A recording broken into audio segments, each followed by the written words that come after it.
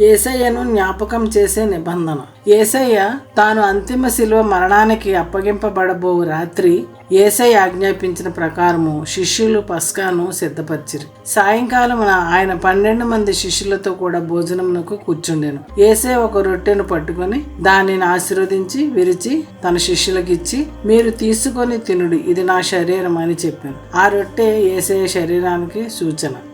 మరియు ఆయన గిన్నె పట్టుకుని కృతజ్ఞతాస్తుతులు చెల్లించి వారికిచ్చి, దీనిలోనిది మీరందరూ త్రాగుడి, ఇది నా రక్తం, అనగా పాపక్షమాపణ నిమిత్తం అనేకుల కొరకు చిందింపబడుచున్న నిబంధన రక్తం అని చెప్పాను. గిన్నెలోని ద్రాక్షారసము యేసయ్య రక్తాన్ని సూచిస్తుంది. తరువాత వారు కీర్తన పాడి ఒలీవల కొండకు వెళ్లారు. ఇది క్రొత్త నిబంధన కృపకు సంబంధించింది. యేసయ్య తిరిగి లేచిన తరువాత, పరలోకానికి ఆరోహణమైన తర్వాత, శిష్యులు పరిశుద్ధాత్మతో నిండిన తర్వాత వారు క్రమంగా రొట్టె విరుచుట అనే పద్ధతిని ఆచరణలో పెట్టారు.